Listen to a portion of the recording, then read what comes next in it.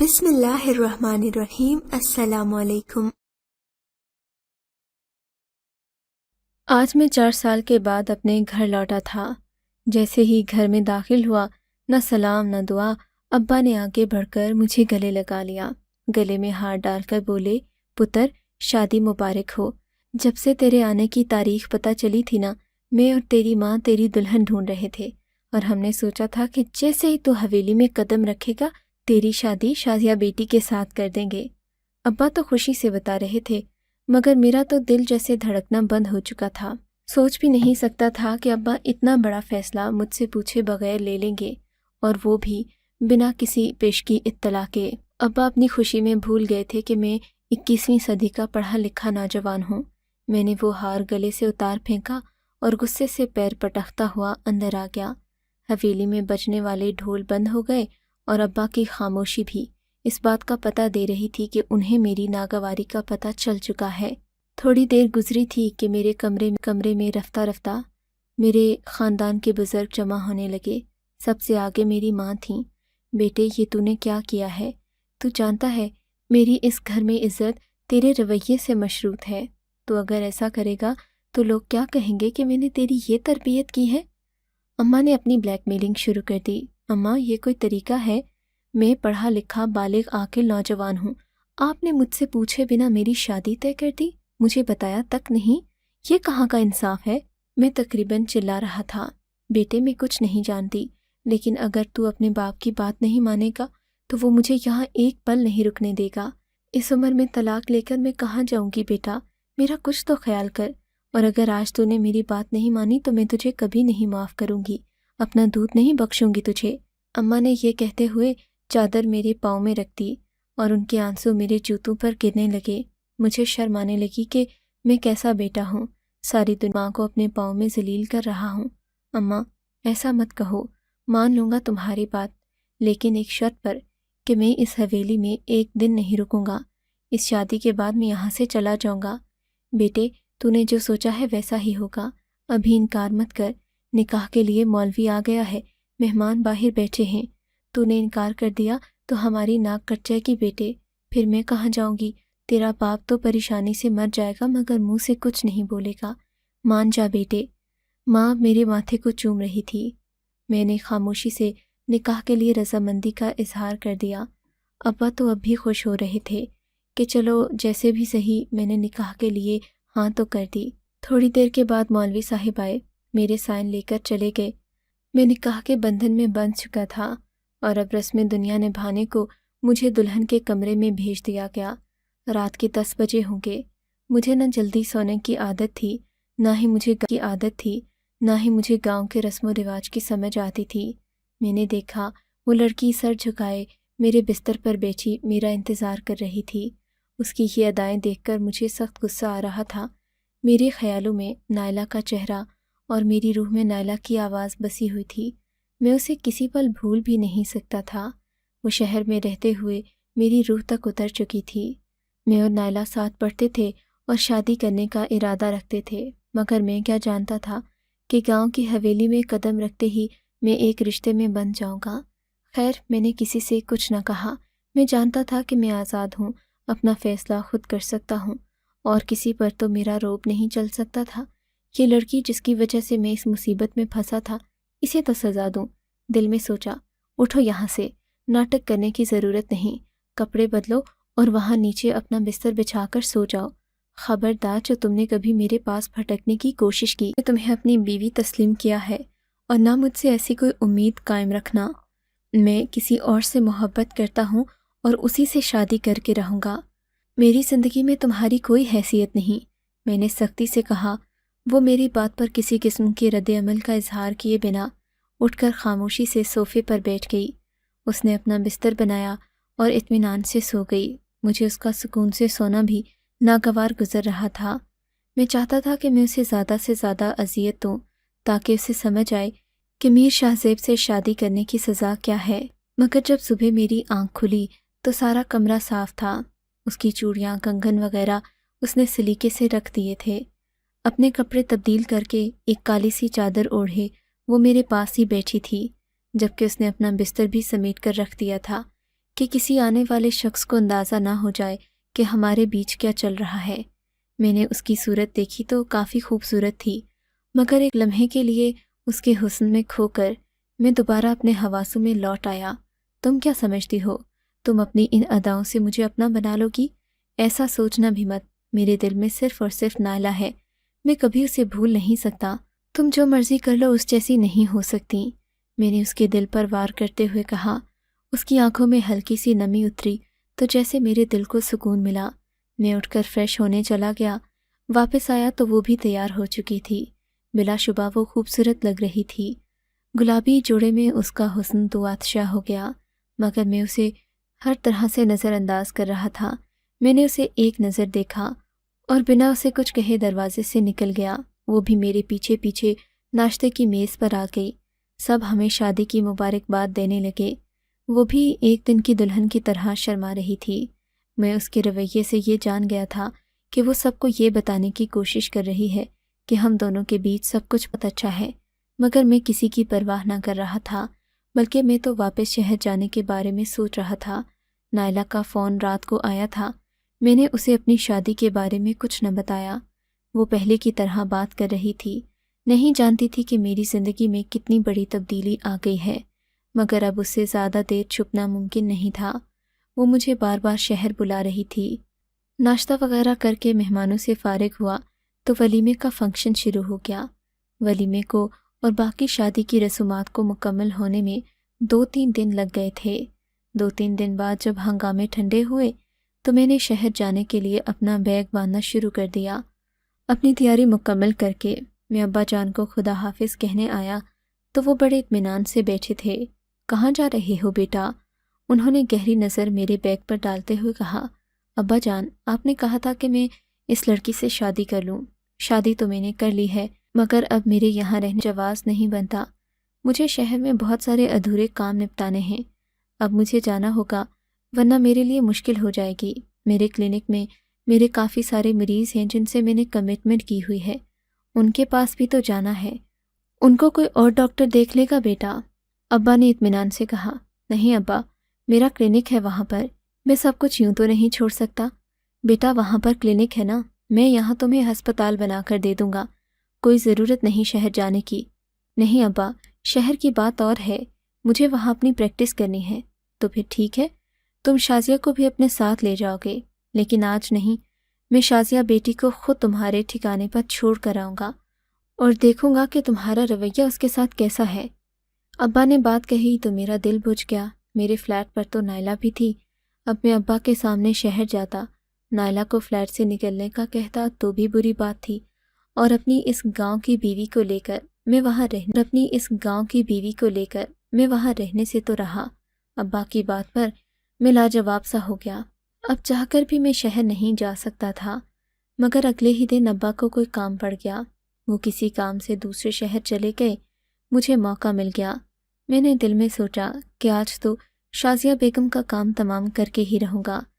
میں نے اس سے کبھی محبت سے بات نہیں کی تھی، مگر میں جانتا تھا کہ میں اس سے ذرا سی محبت جتاؤں گا تو وہ موم کی طرح پگھل جائے گی، اور پھر میں نے ایسا ہی کیا۔ وہ سجی سنوری کسی پھول کی کلی کی طرح رہتی تھی۔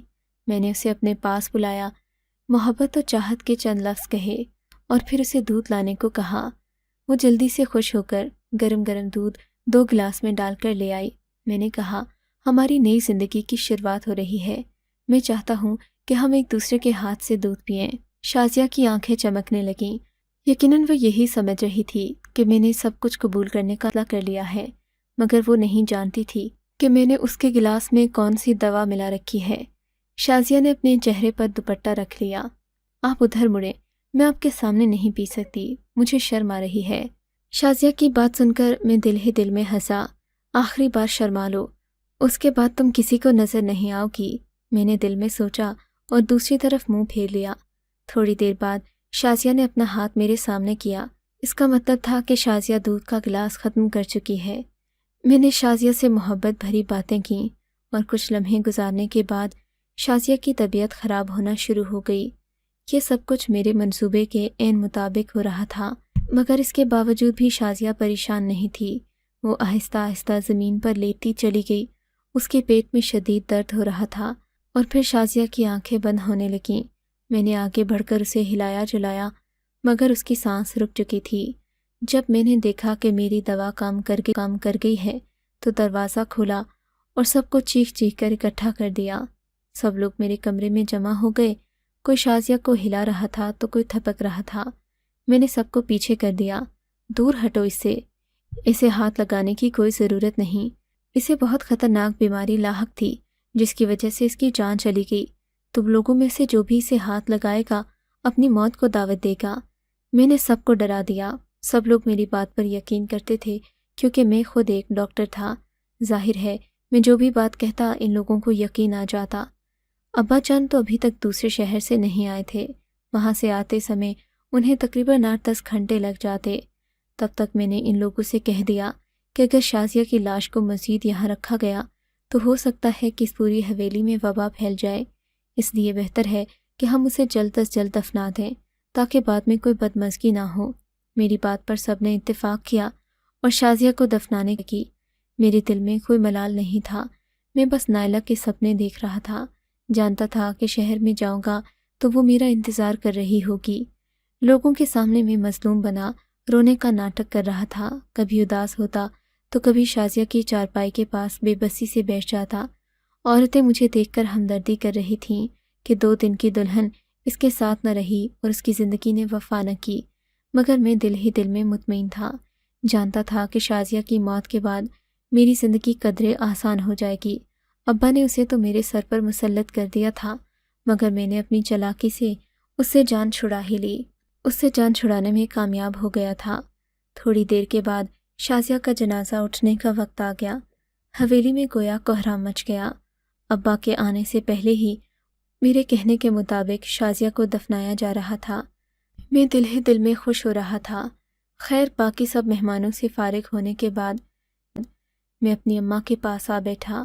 اماں کے رو رو کر آنسو خشک ہو چکے تھے، جبکہ میری بہن تو شازیہ کی پکی سہیلی تھی، وہ اسے یاد کر کر کے رو رہی تھی۔ ان سب میں اگر کوئی خوش تھا تو میں تھا۔ سب مہمانوں سے فارغ ہونے کے بعد میں اپنے کمرے میں آ گیا۔ میں نے اپنے کمرے کو کنڈی لگائی اور سکون کی سانس لی۔ خدایا تیرا شکر، میری اس چڑیل سے جان تو چھوٹی۔ اب میں جا کر نائلہ سے شادی کروں گا، اسے بتاؤں گا کہ میں نے اس کے لیے کتنی بڑی قربانی دی ہے۔ اپنے ہاتھوں سے اپنی بیوی کو دوا دی، اپنے ہاتھوں سے اسے دفن کیا۔ میں شیطانی ہنسی ہنسنے لگا۔ ہنستے ہنستے میری نظر اپنے بیڈ پر گئی تو یہ دیکھ کر میرے پاؤں تلے سے زمین کھسک گئی کہ وہاں کوئی اور نہیں، سفید کپڑوں میں ملبوس شازیہ بیٹھی تھی۔ دل سوچنے لگا کہ کہیں شازیہ کی روح مجھ سے بدلہ لینے تو نہیں آ گئی۔ میں دروازہ کھول کر بھاگنے ہی والا تھا کہ شازیہ نے مجھے آواز دی، بہت خوش ہونا تم۔ بھاگنے ہی والا تھا کہ شازیہ نے مجھے آواز دی، بہت خوش ہونا تم مجھے مار کر۔ فکر نہیں کرو، میں شازیہ ہی ہوں، اس کی روح نہیں۔ شازیہ نے یہ کہہ کر میرے سر پر بم پھوڑ دیا۔ شازیہ تم یہاں، تم زندہ ہو؟ میں نے حیرت سے پوچھا، کیوں افسوس ہو رہا ہے تمہیں کہ میں زندہ ہوں؟ شازیہ نے بے نیازی سے پوچھا۔ نہیں، لیکن تم نے یہ سب کیسے کیا؟ میں نے حیرت سے پوچھا۔ کیسے کیا یہ مت پوچھو، یہ پوچھو کہ کیوں کیا۔ تم نے ہمیشہ مجھے دھتکارا، میرے حلیے کا مذاق اڑایا، تمہیں اپنی تعلیم پر بڑا زوم تھا نا، مگر تم جانتے ہو تم یہ جس ڈگری پر فخر کر رہے ہو، میں تمہارے ہی کالج کے جونیئر بیچ کی ٹاپر رہی ہوں، مگر میں نے کبھی غرور نہیں کیا۔ میں نے ہمیشہ اللہ تعالیٰ اور اس کے رسول کی تعلیمات پر عمل کر کے اپنی زندگی کو آسان بنانا چاہا، اور تم اپنی محبت کے پیچھے بھاگتے رہے۔ تمہیں شاید نہیں پتا ہوگا، تمہیں یہ جان کر حیرت ہوگی کہ میں بھی تمہارے ہی کالج میں پڑھی ہوں، مگر تم میں اور مجھ میں بہت فرق ہے۔ تم اپنی جھوٹی انا کی تسکین کی خاطر کیا سے کیا بن گئے، میں اپنی جڑوں سے جڑی رہوں گی، کبھی ان سے بغاوت نہیں کروں گی۔ تم نے جب مجھے دودھ دیا تھا نا، مجھے شک ہو گیا تھا کہ تم نے کبھی مجھ سے ہنس کر بات تک نہیں کی۔ آج محبت بھری باتیں اور یہ سب کیا ہے؟ سمجھ گئی تھی میں، ان پڑھ نہیں ہوں میں۔ تم نے مجھے جاہل سمجھا مگر میں اپنے کالج کی ٹاپر تھی۔ تمہیں کیا لگا میں تمہاری ان حرکتوں کو سمجھ نہیں پاؤں گی؟ میں سب جانتی تھی، میں جانتی تھی کہ تم مجھے مارنے کا ناٹک کرو گے، تم یہاں سے جاؤ گے، شہر میں جا کر نائلہ سے شادی کرو گے، مگر میں نے تمہیں کچھ نہ کہا کہ شاید تمہیں شرم آ جائے۔ مگر تم جیسے لوگوں کو شرم نہیں آتی، وہ اپنی غلطیوں پر کبھی شرمندہ نہیں ہوتے۔ ہاں مگر میں نے اپنا معاملہ اللہ پر چھوڑ دیا ہے۔ شازیہ نے میری طرف دیکھ کر کہا، آج کے بعد سے میں تمہیں اپنے ہر طرح کے حق سے، تمہیں میرے لیے پریشان ہونے کی ضرورت نہیں۔ ویسے بھی حویلی کی نظر میں تو میں مر چکی ہوں، کوئی مجھے نہیں جانتا۔ تم فکر نہیں کرو، میں ایک ملازمہ کی مدد سے قبر سے باہر آئی ہوں، ورنہ تم نے تو مجھے دفنا ہی دیا تھا، اور پھر آج تم یہ کر سکتے ہو تو کل کو کچھ اور بھی کرو گے۔ مجھے تم سے کوئی گلہ نہیں، تم جیسے تھے ویسے ہی رہو۔ میں تمہاری زندگی سے خاموشی سے چلی جاؤں گی، بس دعا کروں گی کہ خدا تمہیں ہدایت دے اور تمہیں توفیق دے کہ تم دوسروں کے جذبات بھی سمجھ سکو۔ یہ کہہ کر شازیہ رکی نہیں، اس نے خود کو چادر میں لپیٹا اور پچھلے دروازے سے حویلی سے نکل گئی۔ میں اسے دیکھتا رہ گیا، سوچ بھی نہیں سکتا تھا کہ وہ اس قدر پڑھی لکھی اور سمجھدار ہوگی۔ مجھے پچھتاوا ہونے لگا کہ یہ میں نے کیا کر دیا۔ اگر شازیہ کسی کو میری حقیقت بتا دے گی تو کیا ہوگا، لیکن میں جانتا تھا وہ ایسا نہیں کرے گی۔ پھر ایسا ہی ہوا، اگلے دن وہ مجھے کہیں نظر نہیں آئی۔ ماحول میں ابھی مجھ سے ہمدردی کر رہے تھے۔ اگلے دن میں نے کسی سے کچھ نہ کہا۔ ابا بھی آ گئے تھے، اپنی بھانجی کی موت پر وہ بہت افسردہ تھے، مگر میں جانتا تھا کہ اب وہ مجھے شہر جانے سے نہیں روکیں گے، کیونکہ میرا دل تو پہلے ہی اداس تھا، وہ میری خوشیوں میں رکاوٹ نہ بنتے۔ اور پھر میری بیوی کے 40ویں کے بعد میں نے ابا سے شہر جانے کی اجازت مانگی۔ ابا نے مجھے اجازت دے دی، وہ جانتے تھے کہ گاؤں میں میرا دل نہیں لگتا۔ ابا کی اجازت لے کر میں واپس شہر آ گیا۔ میں نے نائلہ سے شادی کی اور اس کے ساتھ ہنسی خوشی رہنے لگا۔ نائلہ میری محبت پا کر بہت خوش تھی، ہم دونوں اپنی زندگی خوش و خرم گزار رہے تھے۔ 2-3 ماہ کے بعد جب شادی کا خمار اترا تو معلوم ہوا کہ مجھ میں اور میری بیوی نائلہ میں بہت فرق ہے۔ میں بظاہر ماڈرن تو تھا، مگر میں وہی ذمہ دار اور جاگیردارانہ سوچ کا مالک تھا جس سے نائلہ جیسی لڑکیاں چڑ کھاتی ہیں۔ میں نے نائلہ پر پابندیاں شروع کیں، میرا جینا حرام کر دیا۔ وہ کپڑے بھی ایسی پہنتی تھی کہ میں شرم سے پانی پانی ہو جاتا، میں اسے کچھ نہ کہہ پاتا، اور وہ بھی میری اس مجبوری کا بھرپور فائدہ اٹھاتی، کہتی تم تو جانتے تھے کہ میں اتنی ہی ماڈرن ہوں، اب پھر کیوں منہ بنا رہے ہو، کیوں اس بات کے اوپر مجھ سے لڑتے ہو کہ میں تمہاری بات نہیں مانتی؟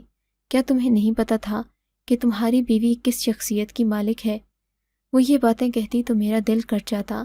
کیسی باتیں کرتی ہو نائلہ، پہلے بات اور تھی، اب بات اور ہے، اب تم میری بیوی ہو، تمہیں میرے مطابق چلنا چاہیے۔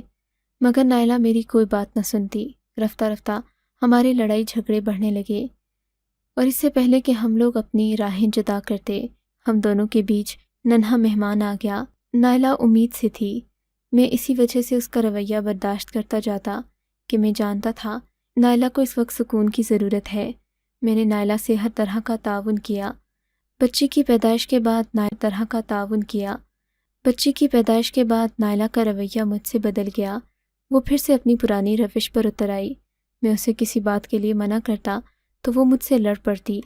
اب مجھے اس بات کا بھی ڈر تھا کہ نازیہ بیٹی کو بھی اپنے جیسا ہی بنائے گی۔ میں ہرگز نہیں چاہتا تھا کہ میری بیٹی نائلہ جیسی بنے۔ اب مجھے اندازہ ہو رہا تھا کہ گاؤں کی عورتیں اور ہمارے رسم و رواج ہم مردوں کے لیے کتنے ضروری ہوتے ہیں۔ نائلہ میری ذرا بھی عزت نہ کرتی۔ پھر ایک دن میری زندگی میں وہ واقعہ ہوا جس نے سب کچھ بدل کر رکھ دیا۔ ہماری اینیورسری کا دن تھا۔ نائلہ نے مجھے بڑے پیار سے کیک بنا کر دیا۔ میں نے کیک کھایا تو طبیعت بوجھل ہو گئی۔ پھر کافی دیر کے بعد جا کر احساس ہوا کہ میں نے کچھ غلط کھا لیا ہے۔ دوڑا دوڑا خود ہی ہاسپٹل گیا، مگر کچھ ہوش نہ رہا کیونکہ میں زہریلا کھانا کھا چکا تھا، اور ظاہر ہے یہ کھانا دینے والا کوئی اور نہیں، خود میری اپنی بیوی نائلہ تھی۔ سوچ بھی نہیں سکتا تھا کہ نائلہ اس قدر بے رحم اور شفاق نکلے گی۔ میں بچ تو گیا تھا، مگر اس کے بعد ہمارا رشتہ نہ بچ سکا۔ نائلہ نے میری جائیداد پر قبضہ کرنے کے لیے مجھے ویسے ہی زہر دیا جیسے میں نے کبھی شازیہ کو دیا تھا۔ مجھے شازیہ کی رہ رہ کر یاد آ رہی تھی۔ کافی عرصہ اسے ڈھونڈتا رہا۔ بالآخر شازیہ مجھے نفسیات کے ایک ہاسپٹل میں ملی۔ میں اس سے مل کر بہت رویا، اس سے معافی مانگی، کہا کہ وہ مجھے ایک موقع اور دے دے، مگر شازیہ کہنے لگی کہ اگر تم نے مجھ سے دوبارہ رابطہ کرنے کی کوشش کی تو میں یہاں سے بھی چلی جاؤں گی۔ میں اب بھی جانتا ہوں کہ شازیہ کہاں ہے، وہ میری بیوی ہے، مگر اس پر میرا کوئی حق نہیں رہا۔ میں کس کو کس منہ سے کہوں کہ میں نے شازیہ کو اپنے ہی ہاتھوں سے زہر دیا تھا۔ گھر والوں کی مدد تو لے نہیں سکتا، لیکن میں کہانی سننے والوں سے اس بات کی توقع کرتا ہوں کہ وہ اپنی رائے کا اظہار کر کے میرے فیصلے کو ضرور آسان بنائیں گے۔ آپ کو اگر یہ کہانی اچھی لگی ہے تو اس ویڈیو کو لائک کیجیے اور اس طرح کی مزید کہانیاں سننے کے لیے ہمارے چینل کو ضرور سبسکرائب کیجیے۔ کہانی سننے کا شکریہ۔ آپ سے ملاقات ہوگی اگلی ویڈیو میں، تب تک کے لیے اللہ حافظ۔